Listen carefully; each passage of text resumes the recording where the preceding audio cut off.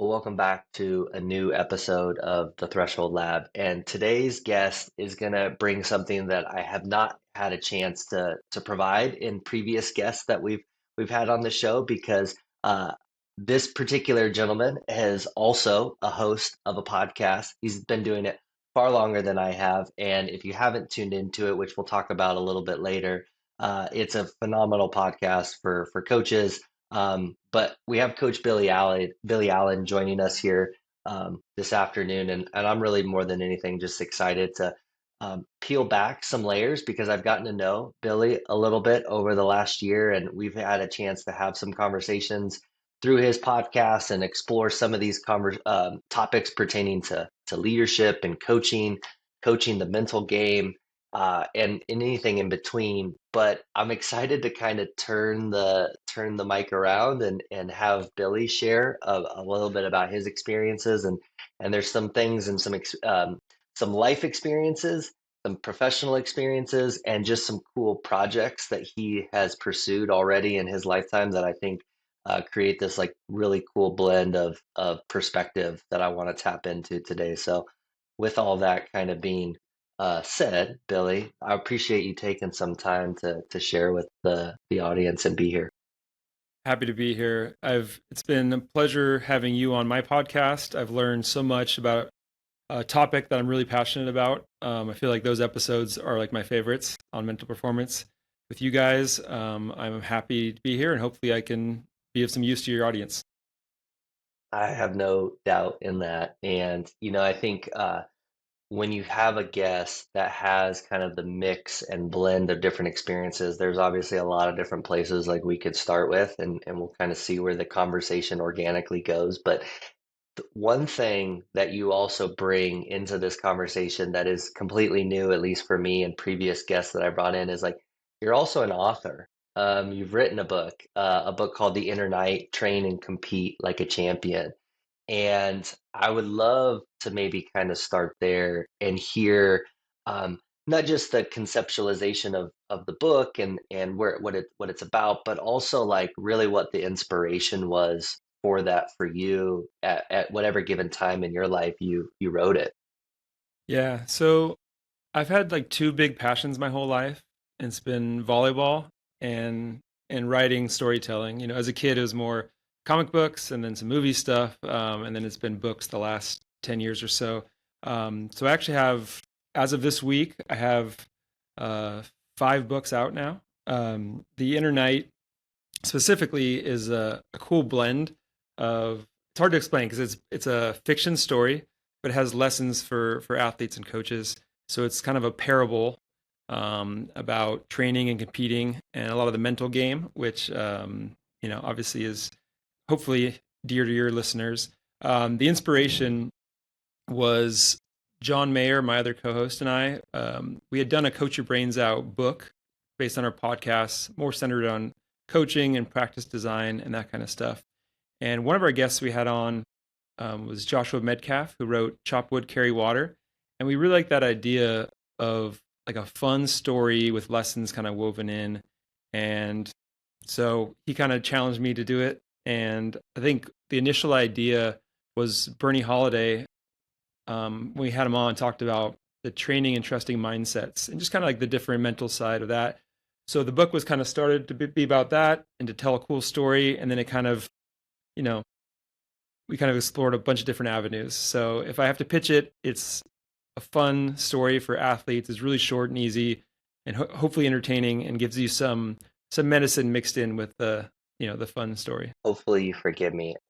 Didn't mean to mention as like, oh, this is the only book that you've written No, because I know you have those other books, the handful of books that you've now produced. And this one, obviously, it if correct me if I'm wrong, but it's almost a blend of some of the other ones. You have the Coach Your Brains Out, very coaching oriented, and obviously the art and science behind coaching volleyball. But then you have these other books like Royal Blood, and I believe it's like Requiem.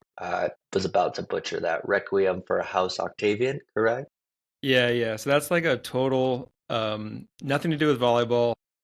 It's just a fiction fantasy series. I mean, there's some stuff in there that is, taken from my lens on how learning works. And then the Coach Your Brains, that was more of a straight coaching book. So yeah, this is a blend of like a fantasy, not fantasy, it's a jousting tournament where a knight is competing, but it's kind of a mix of lessons too. So yeah, it's kind of like a little hybrid of both of those two books. So I think with that, what I'm so curious about is like I have dabbled a little bit in writing, not in a book form, but in other mediums. And I think it's a really interesting process to engage in because it is such a unique way to get thoughts out of your head onto paper and to start to think about how you conceptualize lessons and things like that. So as you were crafting maybe this particular book, how did you see the process of writing it also connect to your own experiences, whether that be as a coach or even from your playing and competitive background?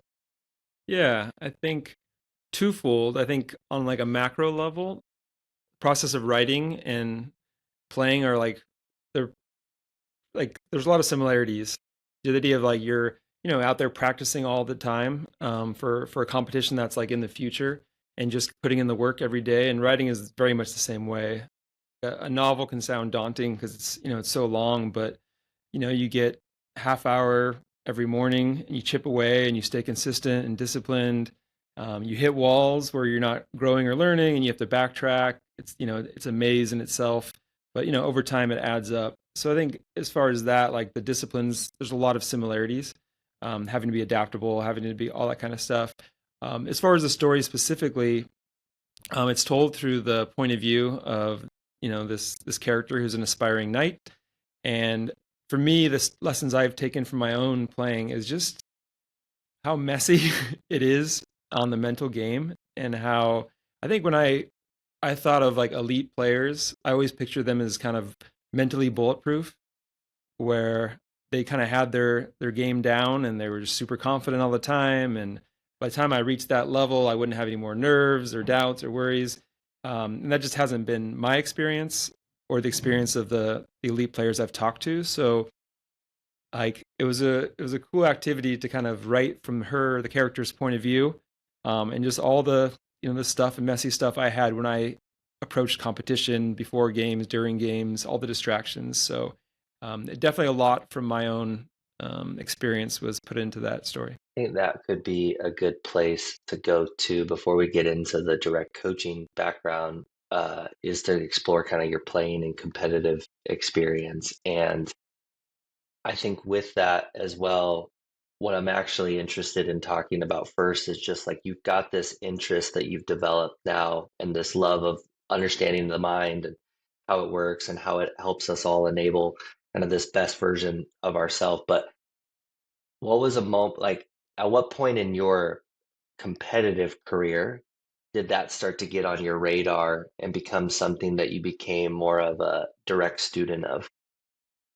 Yeah, I mean, I think throughout you're trying to, I was reading books, trying to get better at it. But I think what really like, and it sounds really late because it's, only recently.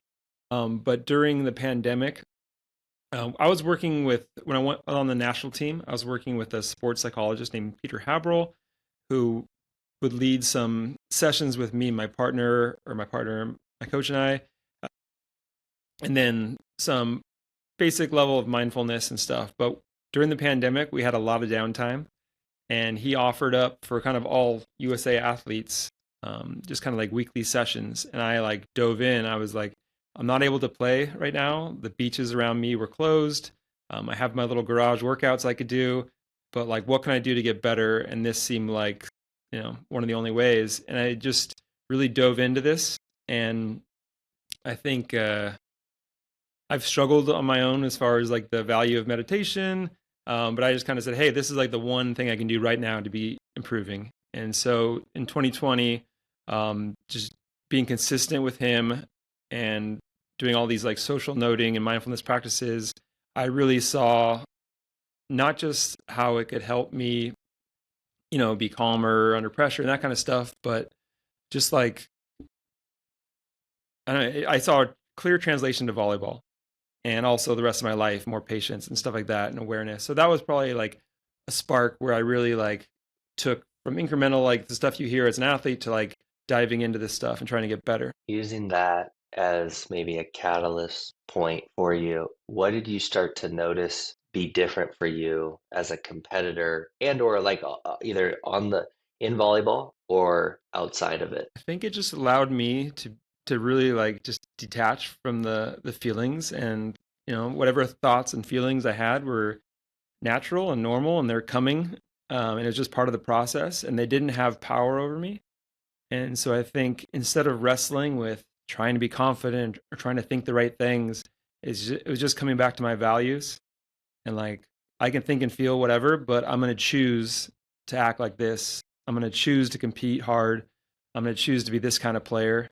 And I think just that separation and just really having those core values, I think, set me up for success. There's certainly multiple iterations of this, but you hear people talk about like there's like the event plus your response equals the Mm. outcome, and like you can kind of tie back to like Viktor Frankl in his book Man's Search for Meaning, where he talks a little bit about just like choosing your response and the difference, but in creating space in that. And it sounds like in a lot of ways that this was one way for you to practice creating that space. And then also then with whatever that final outcome was or result was, it's like, okay, how do I detach from it so it doesn't become all consuming of who I am, which is not an easy thing to do either.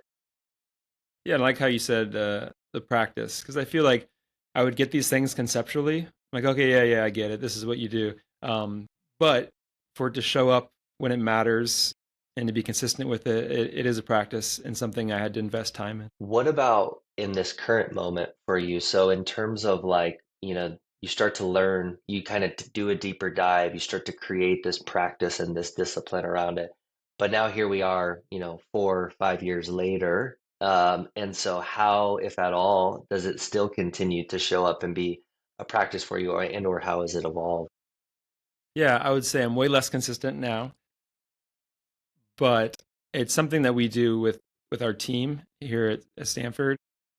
We'll have our mindful minute before every practice, and I think when players come in my office or want to talk before games, sometimes it's about passing and setting and hitting, but a lot of times it's about just their own mindset.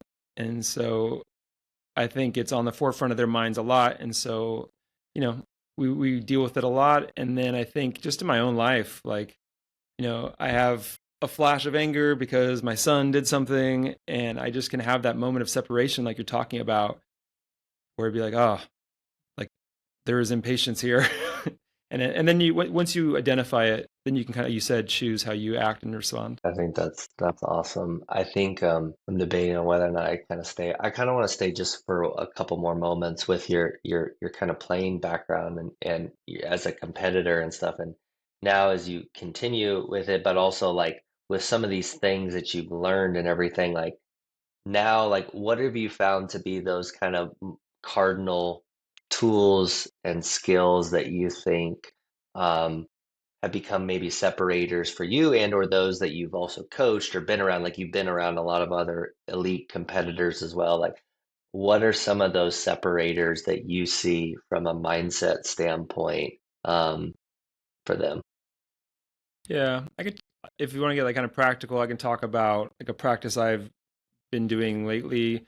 The end of my career, the little routine I have is, so I play beach volleyball. So your feet are in the sand, and whenever I find myself distracted or nervous or doubting, or maybe I just got blocked, something didn't go my way, just my little reset that I use to kind of detach is I curl my toes in the sand.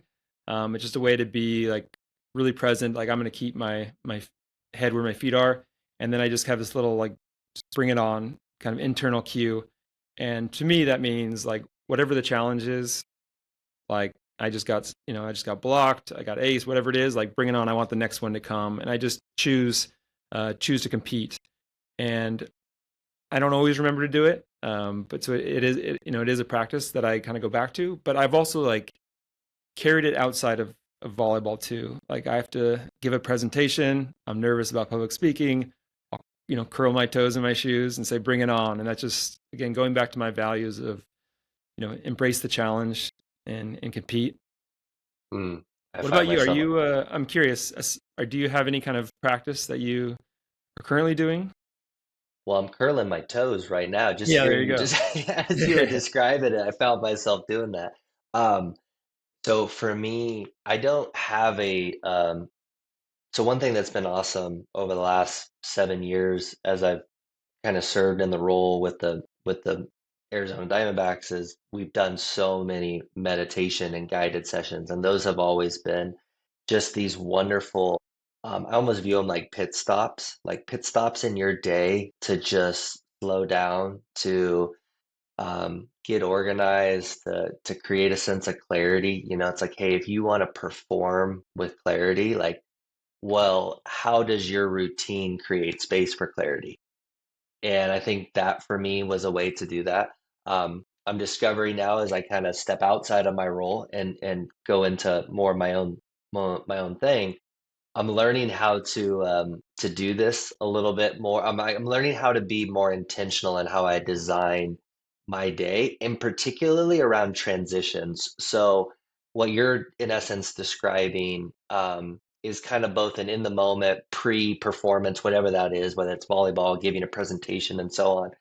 The other tie that I bring up a lot is like, what are your transition routines? So, for example, what is my transition routine from the moment that I park my car in our, front driveway to go walk inside and to greet my family? Like it's like, okay, what is it that I can do to then show up and be fully present for them. So I actually do take a few breaths before I walk in. I'm also usually pretty deliberate that after I walk in and there's usually some sort of embrace and greet everybody. Like usually I want to try to go change my clothes. That's kind of like a physical, I guess, reset for me.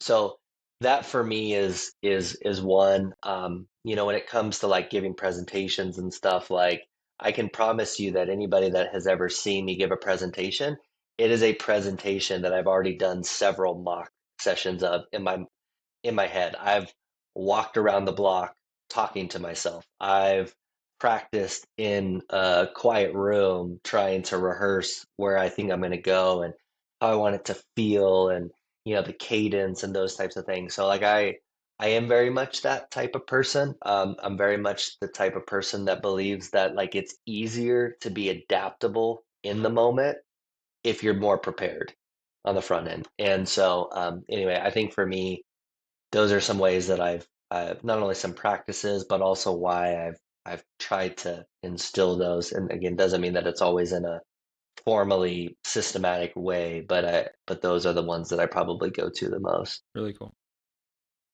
I think what's interesting too is anytime that you have somebody that has such a rich competitive playing background, there can be this, for some, more challenging transition into the realm of coaching, but then sometimes that's often influenced by the coaches that you've had and the mentors and the people you've seen, either in what you've liked and or sometimes like, okay, I don't want to do this. Like this is not authentic to me and it can work for somebody else, but not me. But before we get to that, what I'd actually love to kind of ask is like, when you were competing and when you've competed at this highest level, are there any things that you wish coaches maybe understood about either you or athletes in general that you now try to infuse or take into account in how you coach? Yeah, I think one of the big turning points for me as a coach has been diving down. I don't know how much rabbit hole you want to get, but diving down this like ecological dynamics approach. Um, and in a nutshell, I think a lot of coaches and me as a coach and me as a player, we're so fixated on like this one ideal right way to move as far as technique. And I think as coaches, you kind of want compliance, where you want everybody in your club and your gym to be like on board doing how you think the best passers move or whatever it is. And it's different at every gym, so that kind of tells you maybe they're not all right. And I think one thing that I've learned through this is just that variability of movement isn't a mistake or an error. It's a function and it's a strength. So because everybody's an individual, the way I move is gonna be different than the way Zach moves. based on your action capacity, your height, all that stuff. And also the situation and context is always changing.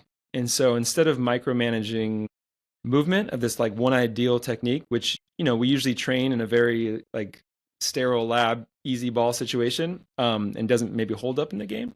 So instead of that, just embracing the variability as a strength, and that if you like the skills emerge from that interaction in that environment. So if you can find a different way to pass, like, and it works, like awesome. I would much rather, an athlete be able to do multiple things rather than only be able to do one thing. And so I think just sorry, getting over a cold. And so just Okay. embracing that, like skills emerge and athletes' freedom to solve problems and not just try to follow some sort of scripted pattern. It's something that I would have benefited a lot more from a player, and I think as a coach, I would love to see that more. Versus, as a coach, it's really easy to like fixate on how somebody holds their hands or whatever, because we can kind of control that, we think. But players aren't. It's not just like a robot you plug a code into. It's a really active environment, and so I think just being open to how they're solving problems and just kind of guide them and collaborate rather than just kind of like dictate. Kind of building off of that for just a moment, and whether this is through your own experiences, coaches you've been around, conversations you've had with so many different volleyball or just professional coaches in other sports, even, what do you feel like might be the common mistakes or challenge, like things that coaches do, even in it with, again, good intention, but inadvertently maybe to not set up the most ideal training environment for their players? Yeah, I think one thing when you're really prescriptive of it as a coach and you're saying like giving a lot of answers to players, it's because you want to be helpful. Like they're struggling with the skill, you want to come swoop in and give them the right answer, and everybody's happy and you feel like you're learning.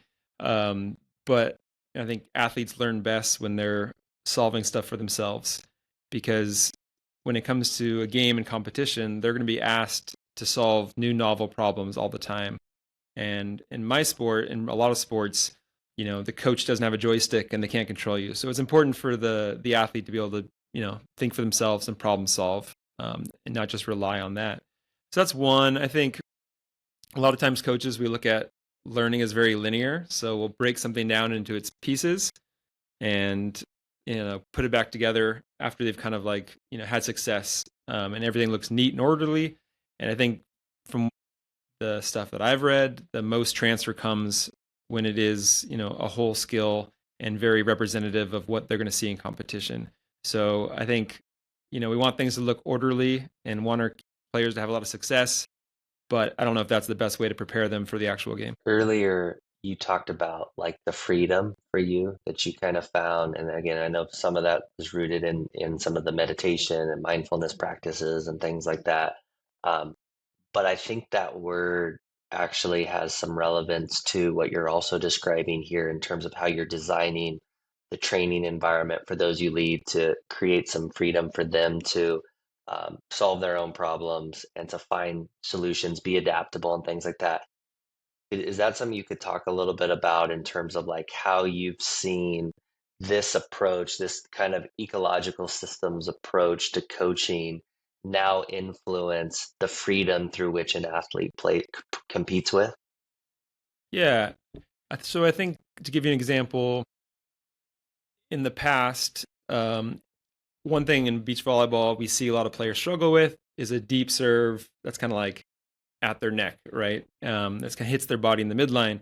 And I would get very prescriptive and want to, give them the answer and say, hey, you need to open up to your side and, set up an angle outside your body and like tilt all these little things, which, one of the quotes I like is that the body cares very little what the coach tells it.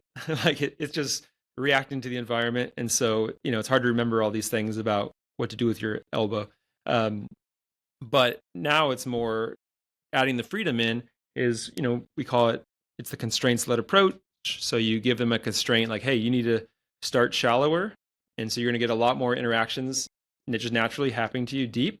And, just give them the freedom to kind of solve that problem. And you don't just like leave them stranded. You still come in and like guide and say, hey, what if you tried this? Or like, what haven't you tried? And that kind of stuff, but giving them the freedom to kind of solve that problem. And maybe they come up with, different solutions than you wouldn't have thought that fits them or fits the situation. Because, I think a lot of times we map out skills in a very, you know, sterile environment. Like this is the best way to move. But in reality, we don't know how unbalanced they were in that moment. We don't know what they were reading or late to pick up on. And so for it to come from them and them to have the freedom to like problem solve and make the ball go where they want it. Um, yeah, it's great. And I think it just the payoff of just as we watch our players and we see so much more creativity and just, finding ways to do stuff that isn't so scripted or the other team knows what's going to happen. So I think there's a lot of benefits. Is something that maybe is tied to how you design, again, the training environment, those that physical practice and things. But kind of going back to you mentioning earlier some of the challenges that you confronted as a competitor in terms of like at times like the overthinking and maybe even like not being that you use the term like bulletproof, and just learning how to manage emotions and self-doubt and those types of things. So for you, when it comes to now with those that you lead, those that you serve, like when you start to see athletes maybe exhibit some of those signals that you felt like you experienced as a competitor, like what are some of the things that you found most helpful in coaching them? Yeah, what have you found most helpful in coaching those individuals? Yeah. We had at the NCAA championships last year, one of our freshmen came up to me and she's like, I'm nervous. Indigo said I should come talk to you. um, and I went back to something I learned from CC Craft, who's, been on our podcast a bunch. Um, it's that idea of like, just own your 3 foot world. And like, just the thing I used to go back to is like, what is the next task? How can you be really present and just do your best at that task and just take things one step at a time? So for her, it's like, okay, right now we're, 40 minutes before we play. You don't need to worry about that first serve yet. Like, what right now in this 3 foot area in this present moment can you really do well? And if that's, stretching, be the best stretcher you can be. If that's putting on sunscreen, make sure you don't miss a spot. Like whatever it is, just do your best at that one task and not looking too far ahead. I think to me that's something I always go back to, and that's something I would encourage players is like not get too ahead of yourself. Worry about the championships. Just like what are you doing in this moment to get better?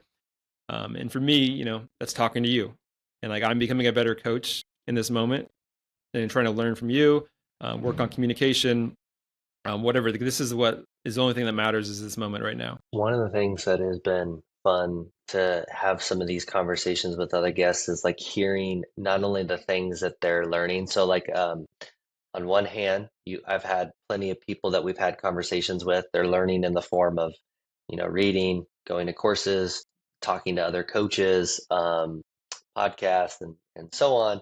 Some are working directly with a coach and getting coached and getting support and having a thought partner with them on the side.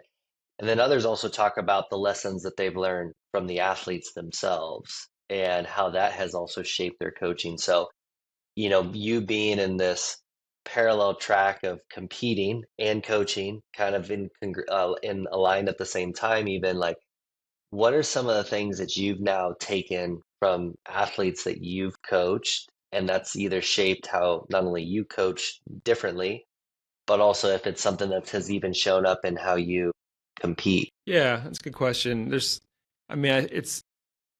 the more you're around the players, you just see how different every individual is. And so I think as far as the coaching side, it's just embracing that like what you tell one player isn't just going to be this blanket answer for everybody. That you do have to approach everybody as an individual and connect with them and like find out, why they're doing what they're doing, what their motivation is. You really get to know them. And, through our podcast, that's been the one big thing almost everybody says is just the relationship side and the connection side and how important that is. Um, I think so. Just knowing that, carrying it over when I do, coach a player, it's just being open and curious. So it's not coming in with too many preconceived things of this is what's worked for me in the past, but like really, you know, observing what's working, observing what they're struggling with, having that dialogue to get to know them, and then try to get, the more you get to know them, the better coach you're going to be. Um, and then as far as how I transferred me as a player, I think there is technical stuff like this girl like moves really well doing this nice and low. I'll give that a try. This person really takes a risk on their serve and maybe like serves offline with some deception. I'll try to add that to my game. So I think some of that's going on too. But I think just embracing the fact that I have to be open and curious every single time I talk to a player and not have too many preconceived notions. I just had a thought, and then now it disappeared. Um, I I didn't want to lose it, but anyway, well, don't worry, we'll edit that part out. I think with that, one of the things that again, I know I'm doing something that I shouldn't do, which is when I ask some of these questions, I'm kind of giving you a lot of freedom to either go with your playing and your coaching background, but I think there's so much richness in both that I want to open it up to whichever one you feel like is may resonate with the question. So I want to ask one more, at least in that regard. So one thing that I think is always interesting that is a challenge that we all face in coaching is the player that you're working with that is putting in the result or putting in the work and they're not reaping the results, that they're in that plateau or they feel like they're just not getting that breakthrough. And I would be curious kind of what that experience has been like for either you as a player and or now in those that you coach, and kind of what have been the main, have there been certain things that you feel like have created the best um, conditions for a breakthrough to occur? Yeah, I think again, I like that analogy that learning is a maze, it's not a ladder. And so sometimes you're going to run into a wall and have to backtrack and, sidestep it. And I think it's just continual communication. And I think just on one hand, embracing frustration is part of the process. I think, players get frustrated when it doesn't go how they want and they are trying to implement a new part of their game and it doesn't just click right away.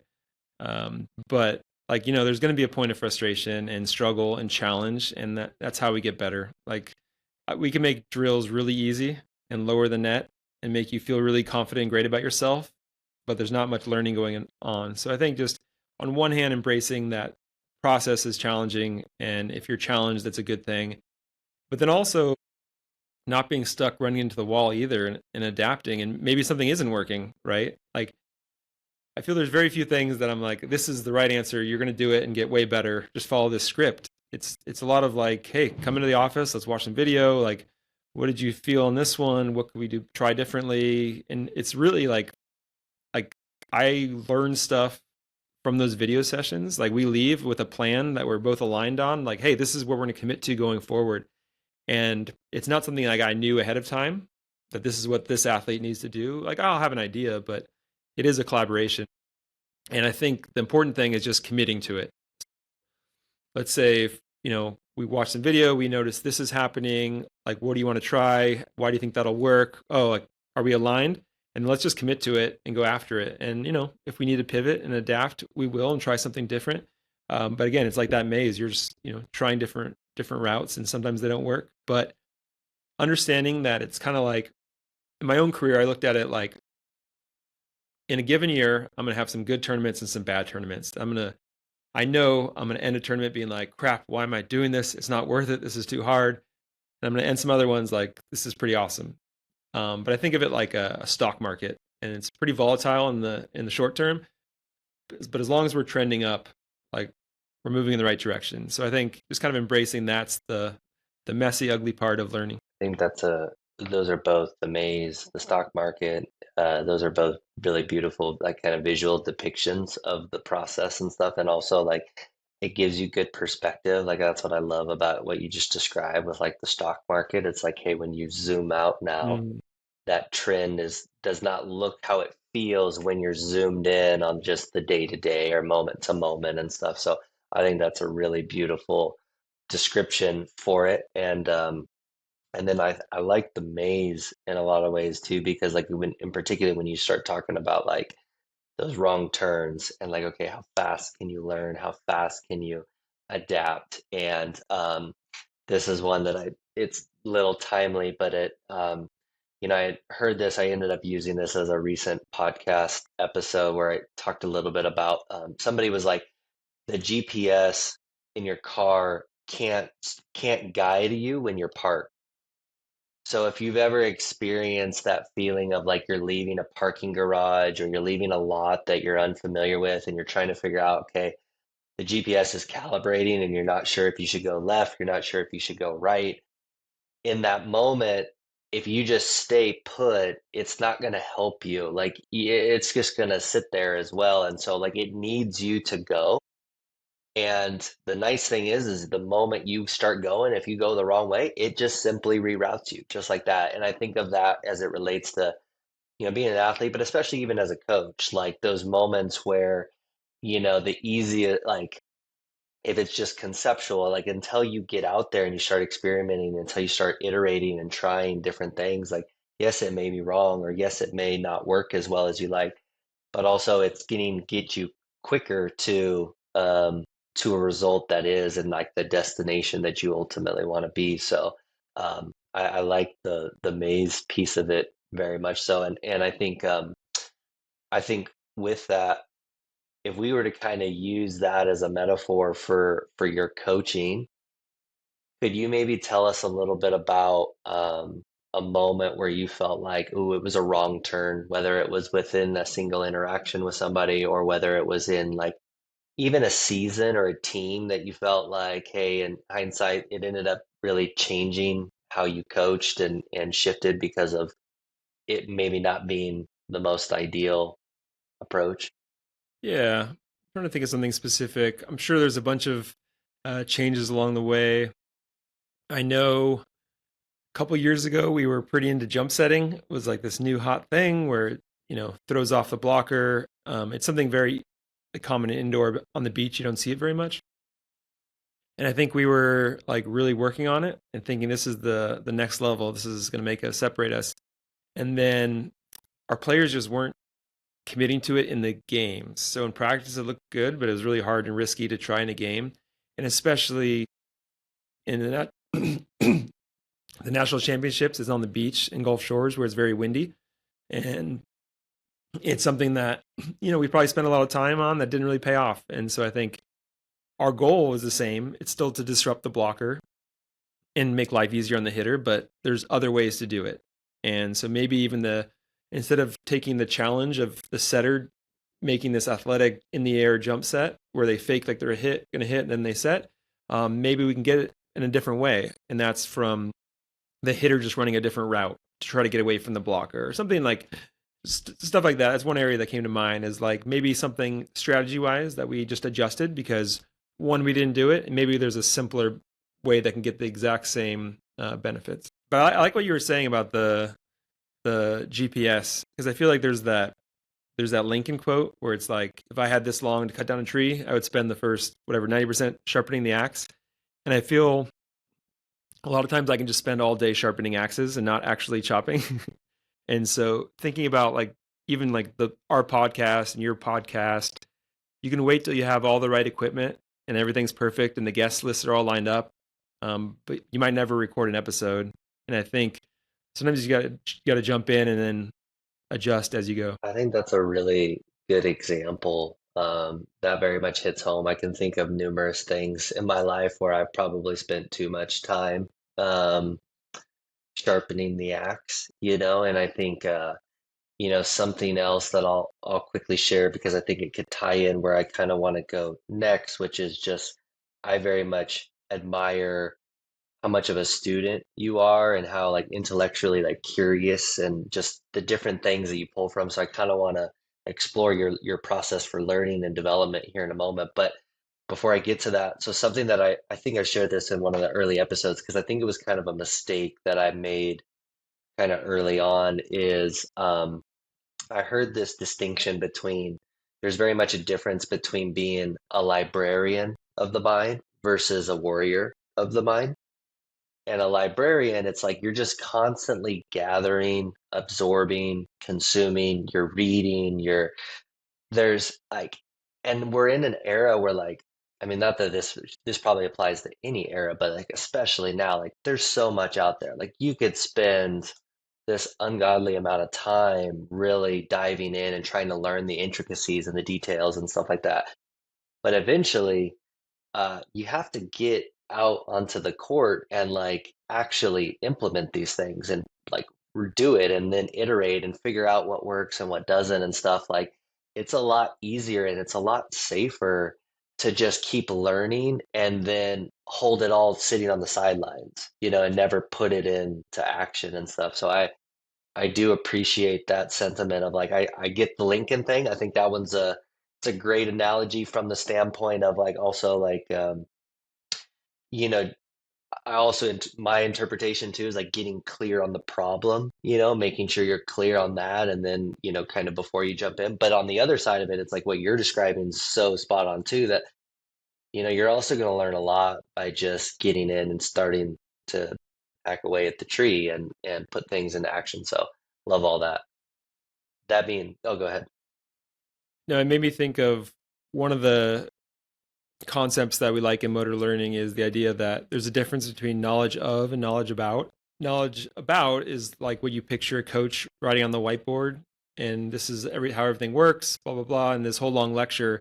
But I feel like if you explain to me all the intricacies of how to hit a baseball and drew everything and to explain everything to me, and I read all these books, like I probably wouldn't be much better at hitting a baseball. And the knowledge of comes with that experience. And just, I think as coaches, sometimes we rely too much on the knowledge about something and explaining it, and just getting out there and experiencing it for yourself is how we learn.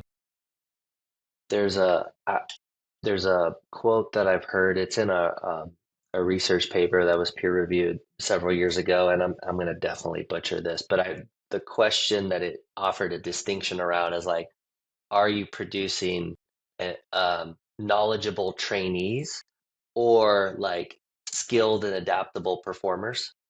And I think that's kind of what you're describing. And like I remember somebody who's done a lot of work with anyway, she's done a lot of amazing work in our profession. Like one of the things that she always talked about that it really stood out. Her name's Colleen Hacker. She talked about sport is not a multiple choice test. In other words, like just because you have knowledge, about or whatever, like it doesn't necessarily mean that it's going to translate. It's going to transfer. Like you have to be able to apply it under pressure, and that's really where skill starts to emerge and things like that. So anyway, all that to say, I know we could probably spend the whole episode or a part two just unpacking all of these concepts and principles and things within ecological systems and go further. But I do want to spend a little bit more time hearing kind of your process for learning and growth. And because I think that that's something that, again, all of my conversations, like you can learn a lot from somebody in terms of how much of not only a learner they are, but how like, yeah, how eager they are to grow by the questions they ask. Like you ask very high level questions, which I really admire, at least in all of our previous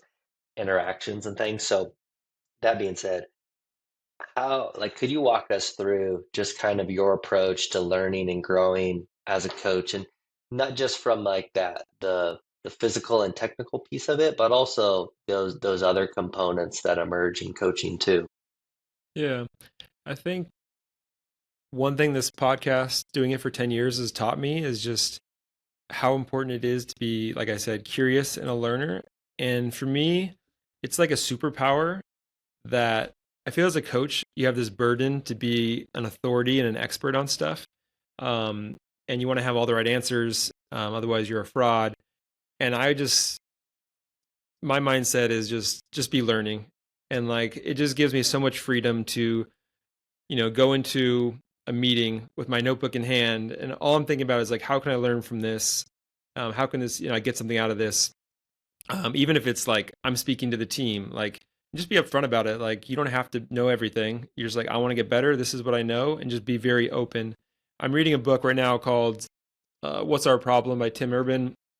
It's a little bit about political divide and echo chambers and stuff, but just that idea that like I'm not protecting like this, like my side. This side is just open to criticism and the evidence, and thinking like a scientist, and being okay pivoting and changing your mind. You're not protecting something. So I think to me that's just been a superpower, that like I don't have to be right. I just have to be open to hear your side, my side, and then hopefully through that discussion, I'll change my mind and I'll learn. So for me, that just that's where it starts, is just the willingness to always be learning in every situation. And then, from there, I think just as far as questions and stuff, just make it tangible is what it always comes back to for me. I think a lot of times we talk in theory and abstraction. To give you an example, like even talking to a player, if somebody gives you feedback and says, "Oh, like you look nervous there," there's not much to do with that. But if you make it tangible and say, "Looks like you're not communicating with your partner.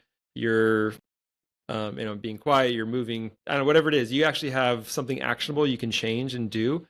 And so I think the same thing with podcast hosts is we talk in kind of broad terms, but like again, the coach listening wants to know, what am I going to do different in my practice tomorrow, and how can I decipher all these things you're talking about, and how can I apply it on my side. So then be curious, be open, and then just always filtering it through this, like how can I use this, just if I'm reading a book, writing in the margins, like how will this inform my practice tomorrow. I think that's just a really good exercise. I think that's a really great exercise. I am drawing a blank on what domain or industry I heard this from.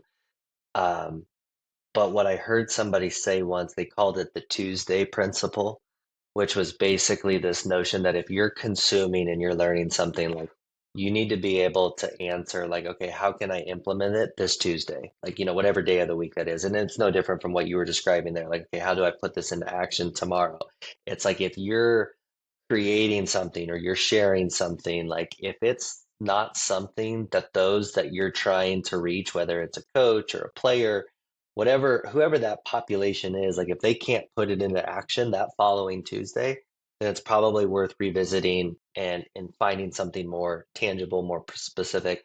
The other thing I liked about what you described, even with just your specific example with the player, is this notion of like not only the specificity of the feedback, but also the like there's feedback and then there's feed forward, the cliche, right? Of like, okay, now like moving forward, how do you implement this, or what would it look like different for you to put this into action or to make this change and things like that. And so I think though, anytime you can start to have those as frameworks to consider as a coach or whoever, I think that's really useful. The thing that I want to kind of zoom in just a touch on the podcast here, because I'd love to actually just know even like the origin behind it, and just kind of where that started in the first place, and then I have a few follow-ups, but let's start with just kind of that origin and inspiration behind it.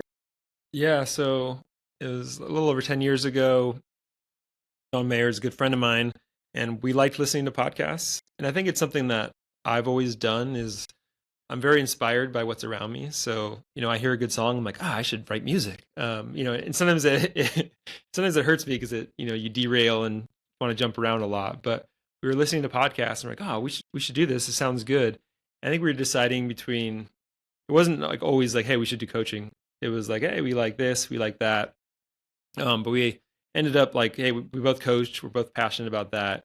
And so we kind of started with an iPhone sitting on a stool between us, with some very bad audio in his garage. And we had gone to a conference called Train the Gap. It was at LMU where John coaches, where Trevor Reagan, him from, he does the Learner Lab. Back then it was Train Ugly.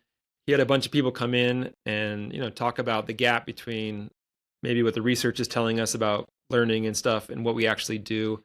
And basically our first 5 podcasts was just like our own debrief from that, like the stuff that we learned talking about coaching. And so as far as like the whole thing, we did not have a microphone. We weren't prepared, but we just did it anyway. We course corrected and navigated.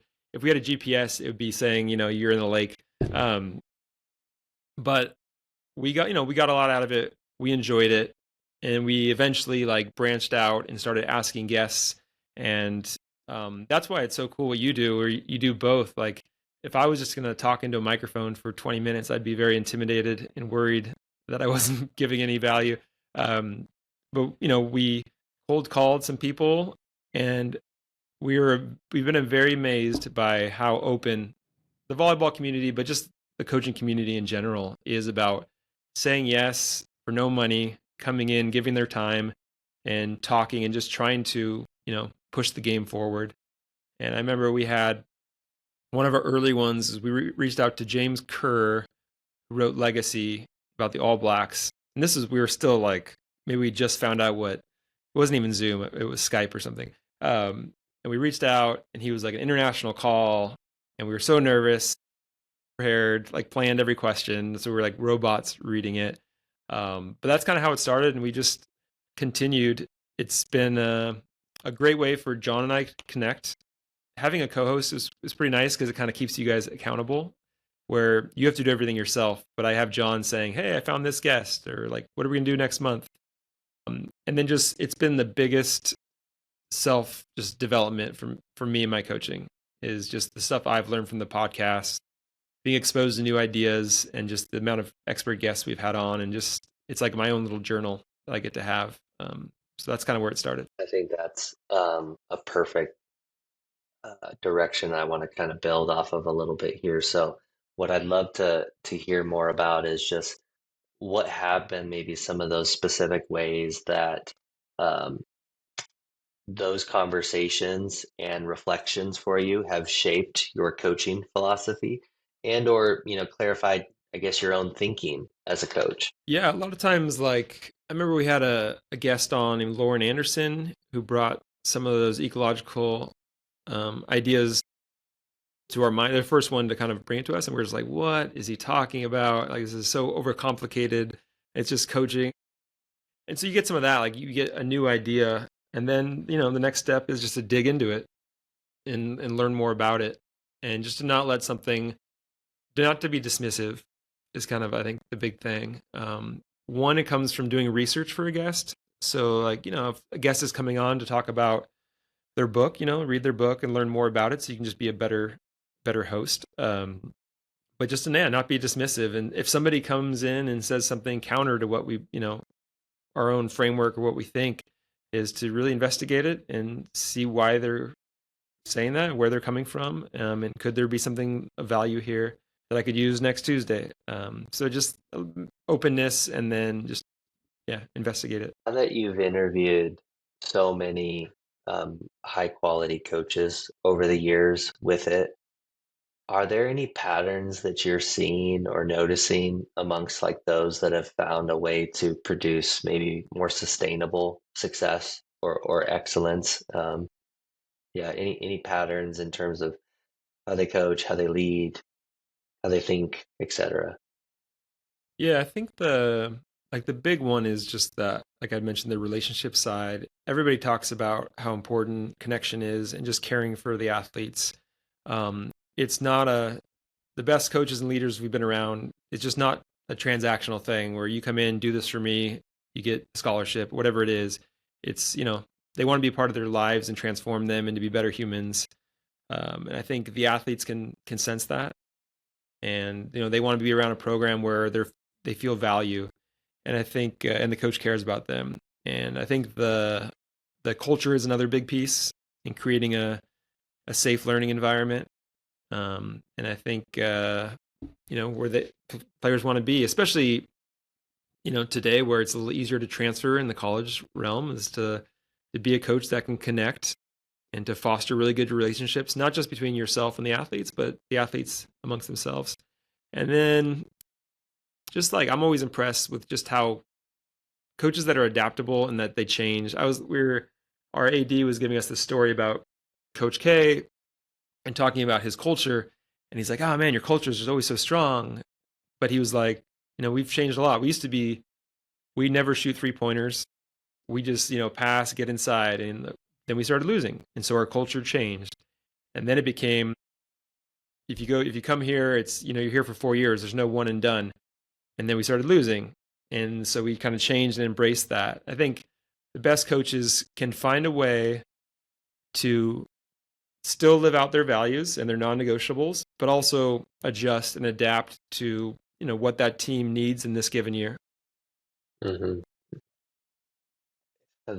We've talked about adaptability already in the conversation with players, but obviously I think we're quickly discovering like how important that is for coaches, and I think especially in just how you just talk to so many coaches nowadays, and it seems like the landscape is so volatile. It's so uncertain. There's a lot of moving parts and things like that. I think talk about a really important skill, but also what is a foundation of it. So this just came to me, but this is how my brain works, is very much in like metaphors and stories and things like that. But I don't know if you've heard like there's this analogy around like skyscrapers and how they're built.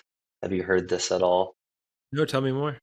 Okay, so the Cliff Notes version, I'm gonna probably butcher something, but like skyscrapers are purposefully designed to have very solid, strong foundations, but at the top they sway in the wind. Now, I didn't know that for a long time, and I'm glad I didn't know that for a long time. I would have been very nervous in a number of buildings I've walked into over the years, but they're built to sway. So in essence, like it's important to have a strong foundation and also be flexible, and so it's flexible in methods, flexible in your approach and strategy, all that. But what I heard that I really like is the connection piece is the foundation. Like that's not going to ever go anywhere. And I think in the world that we're in now, I think there's a number of people that would say that that's maybe as important as ever. And yet it's also been something that through the inception of human beings on this planet, connection and belonging has always been, I guess, a foundation. So I think it's cool to kind of see you describe that that is a pattern that has emerged amongst these really successful coaches that you've had, and now how that's also shaping your approach as well. Yeah, what have you found with all the elite coaches and organizations you've been around? Are there any common threads for good leaders? I think it goes hand in hand. I do think the curiosity and adaptability piece go in like that. There is that openness of having kind of core standards, but also then flexible in like the methods. But I think that's a big one. I think I sound like a broken record, I think, when I say this, but I think I just see it show up time and time again. And I first heard this from I interviewed Chris Peterson. He's a former Division I college football head coach, and he on a in a different platform he talked about that there's the three biggest mistakes that leaders make can generally fit into one of three buckets. It's a failure to define expectations and standards, the failure to manage expectations and standards, and it's a failure to model expectations and standards. That has really resonated. And one thing that I've noticed in my conversations with previous guests is like the modeling one, like that one comes up in almost every interview. Like I can't be asking players to do something that I'm not willing to do myself, and I think we talk about integrity and alignment between actions and words. Like the other way we frame it is like, does your audio match your video? Like, is what I see you do align with what you're saying and describing and stuff? So I think the modeling piece of it is one that I would say it seems like it's showing up more and more in high quality coaches, but I also think, and this is also me reflecting on my own failures as a leader, is like I could easily go back and probably put them into one of those three buckets. Times where I haven't provided the necessary clarity for somebody in a role or a task. I haven't clearly defined those expectations or standards on the front end, which then we sometimes people like to ask like, oh, like what's your approach to having a difficult conversation or a hard conversation? There can still be challenging conversations down the road, but a lot of that gets mitigated if you're clear on the front end, and if you're clear with the expectations and standards. So I think that can help mitigate some. And then again, the managing piece is it's like We can't just say this in, in baseball historically, pro baseball, it's like, you exit spring training and into March, like you can't say one thing in March and then when somebody goes or drifts off course in June or July, all of a sudden be like, change your mind and not address it and not talk about it. So I do appreciate the more and more people that I've spoken to, I do feel like I hear those themes emerge a lot amongst these kind of higher quality coaches. I like that structure. And I like the on the modeling side. I think sometimes in coaches we first think of it, we're thinking like, oh, like show up on time, be disciplined, be prepared, that kind of stuff. Another thing is a lot of times we ask our players to make mistakes and stretch themselves and be uncomfortable. And I think, how uncomfortable and how much are we stretching ourselves as coaches? That's hard sometimes.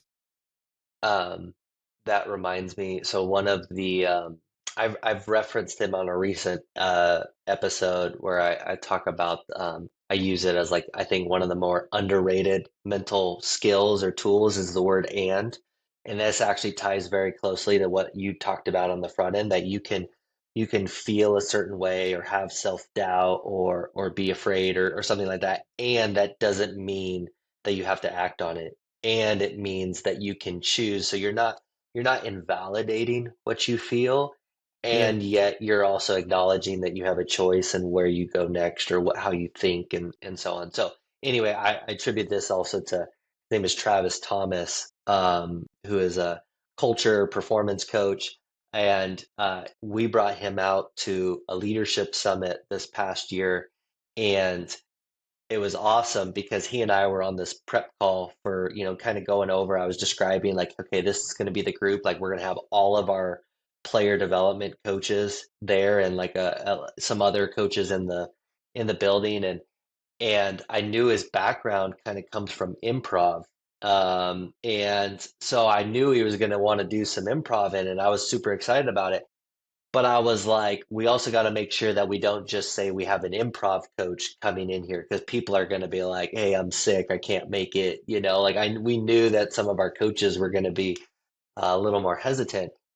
But the thing that we ended up discussing and agreeing that I really stood out for me is he's like, when you stop being a player and you get further and further removed from it, sometimes the less and less you experience like the discomfort that players encounter on a regular basis, like not just performing in a big moment but like learning a new skill, maybe all of a sudden having to completely adapt and change your approach to something and be kind of um, evolve as a performer. And so as a coach, the further and further you get away from that, like, okay, well, when are moments that you create space for you to get uncomfortable, to step outside your comfort zone, to make mistakes and stuff. And so it was awesome because when he came in, that was how he talked about defining expectations and standard. That was actually kind of how he set the tone for the session. And it was awesome because it was just a really nice way to illustrate that this is something that you ask players to do every single day. And yet, when is the last time you deliberately stepped into a space of discomfort to grow? Yeah, it is so hard to it's easy to forget how hard the game is and how hard what our players are doing. And if coaching was just if they could just do exactly what we said, coaching would be so easy. And but like that's why it's fun is that challenge. I like the improv stuff. I want to talk to you more about it at some point because we've been thinking with our own mindfulness stuff. Is a lot of it comes from this like me in my own head, and we play a partner sport, so we've been experimenting a lot more with kind of partner mindfulness stuff with a lot of improv where you're with your partner and you guys are like singing the same song lyrics, like like one person singing, you're trying to match them, or doing like a tai chi thing where you just have to mimic their emotions to kind of just be present and like responding and aware. And I think it's kind of cool because I think a lot of times I think of the mental stuff, it's like sitting by myself with my eyes closed, but we're play a partner sport and you're out in the real world and just being a little more present and like how can I serve my partner or be a better listener. I think there's a lot to that. I think there's something to be said about in improv, how it again, talk about, we used that distinction earlier of like being on the sidelines versus on the court. Like it forces you to get on the court and into action mode. So again, and I'll attribute this to Travis because this is one of the things that he shared, and I'm gonna make sure I definitely connect you to because I think he'll. I'm happy to talk about it too because I think it's really fun, and he's way better and an expert in it. One of the things that we've talked about is like even like something as simple as like word association, right? Like if you and I are kind of going back and forth trying to, we throw out a word and then, okay, what comes to mind for you? And then boom, like first thing, and like try to reduce that like thinking period between. What's awesome is like, that just gets you into action mode. Like you're not thinking about the last word. Like, and what gets you in trouble is when you start trying to predict, like, okay, well, what am I Hmm. going to say next? You have to be completely free and present with the person that you're interacting with. And I just thought that was such a cool. It really wasn't until conversations with him where I started to think about like improv is actually a really wonderful practice, like mindfulness practice in an active form. And so I think there's very much something to be said there. Oh, and there's so much translation to sport where if you're premeditating something, you might be too far behind because the context is always changing. Absolutely. Well, I've got two questions. I don't know how you are on time. Is that okay? Do it. Okay, all right, because I want to be mindful of your time. But two things I think I'd be remiss also to kind of touch on is one of which is being like, so you and your wife are both Janelle are both AVP pros, if I can speak. And between her competitive career, your son catch, the podcast, the writing, like coaching, all these different hats that you wear. I think I'd be really interested to hear you talk about just kind of how you found success in staying connected to the things that you really love the most, and like how you also um, avoid burnout too, because you're doing a lot of different things, but that obviously is something that so many coaches nowadays are encountering. And so for you, with everything that you have, what have you found be helpful for you? I feel like I guess two things come to mind is one, like if I get a Sunday off, let's say I'm lucky enough to get a Sunday off, like what I want to do is not just like watch TV and sit around. It's to write or it's to do my passions. And so although maybe it doesn't feel like I'm resting as much, I feel very fulfilled for doing it. And so for me, like if I feel like I'm even working out, I'm 44. I competed last weekend in a tournament, so I'm still competing, but the window is shrinking. But like I just feel better if I do get a good workout in. And again, it's less rest as much as just like I feel alive after those kinds of activities. So I guess I don't have like an easy answer other than jumping back and forth for me between different disciplines is a break. And if you're in the heart, I think of it like a globe and you can kind of spin it. And maybe there's a different thing in the forefront in that moment.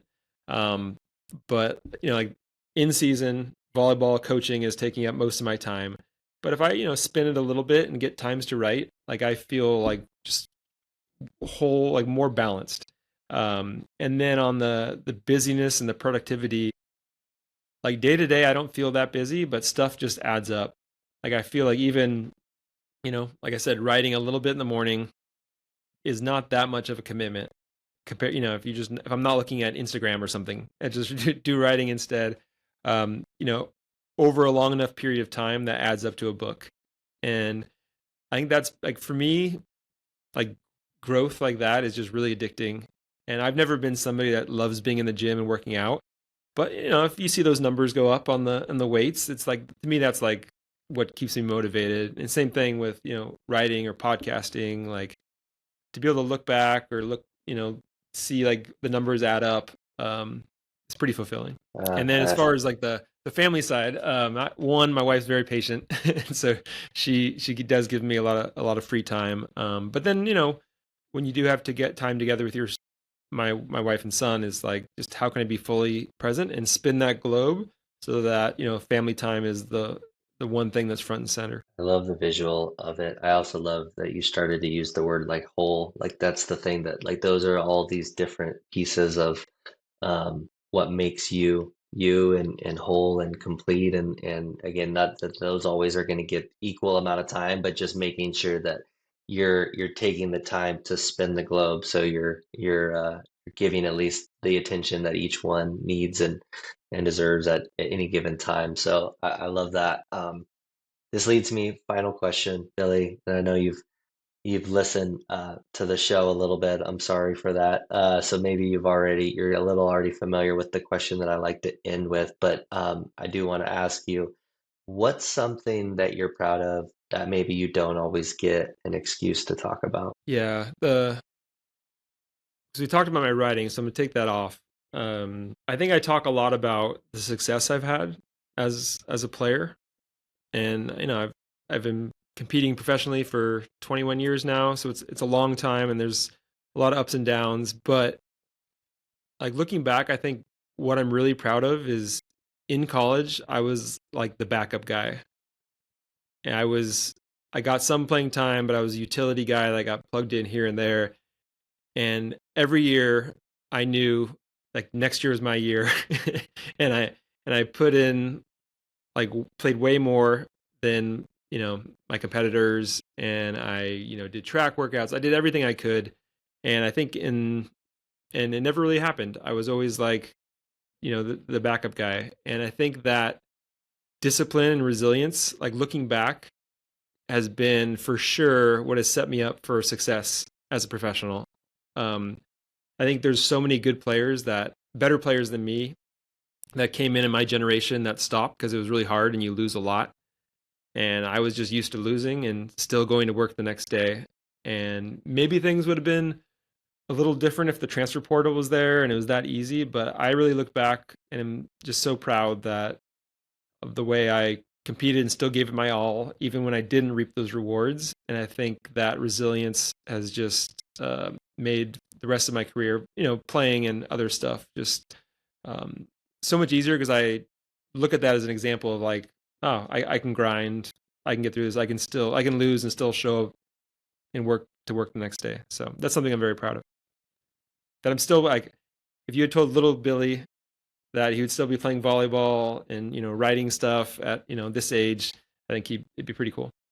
Yeah, that's awesome. I really appreciate you sharing that example, but also I think that's a really kind of nice full circle moment where at the beginning of the conversation we talked a little bit about obviously the writing and the books and stuff, but also just how those have been a medium through which you could also talk about some of the things that you experienced as an athlete and some of the thoughts and the mindset behind it. So it's kind of cool to hear how that's also now been shaped through not just some successes, but also some challenges and adversity along the way. So I will just echo what I've shared at the beginning that I'm really appreciative of you not only taking the time to have this conversation with me and bear with me during all of these questions, but also I've just really enjoyed the conversations that I've had a chance to have with you over the last several months and just getting to get a little bit of a preview behind like kind of how your mind works and stuff. So now it's kind of cool. Like I'm like, okay, I can kind of fill in some gaps and these pieces start to make a little bit more sense. But yeah, I'm just super appreciative of you and taking some time and yeah, I know that there was a lot of really good stuff that a lot of coaches in a lot of different sports could benefit from. So thank you. Exact. And I think you said you liked analogies and stories, and I think that's what makes you such a good speaker and a podcast host. Those are things that I take away. I feel like we have these discussions, and I'm like, oh, I'm gonna remember that skyscraper thing, or I'm gonna remember, this, the GPS. I think those things are very sticky, and I think they're, what resonate with athletes and coaches. Appreciate it. I'll just very quickly, last thing, this is like getting it in at the shot clock, is I actually heard somebody say, so there's if you're familiar with like Ryan Holiday, obviously he's written all the books that others are very familiar with, I'm sure, but he has a research assistant by the name of Billy Oppenheimer, and he has a really great newsletter that he puts out every Sunday. But I was listening to him on a podcast, and he actually shared something that I was like, oh, like this resonates a lot. And I got excited because he said that we live in a kind of this world now that, like, we talk about dopamine hits and stuff, and how a lot of people are getting like dopamine hits through, going viral and, trying to find the next big podcast, and how that's going to now be received by the world and so on. He's like, my dopamine hits come when I find a story, or when I find an insight, or when I find a new perspective that I can share. And I was like, ooh, like I really,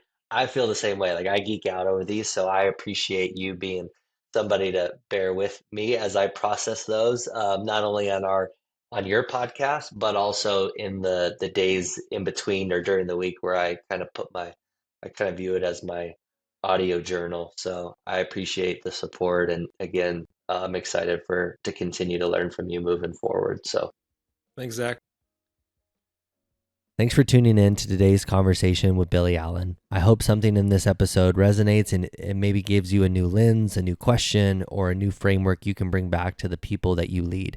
And if this episode brought value to you, I'd encourage you to please share it with someone that you think might benefit from it, whether that's a colleague, a friend, another coach, or just anybody, any leader out there that you think might benefit. And if you haven't already, a rating or review of the Threshold Lab on whatever platform you enjoy listening on would go a long way to help others find these shows.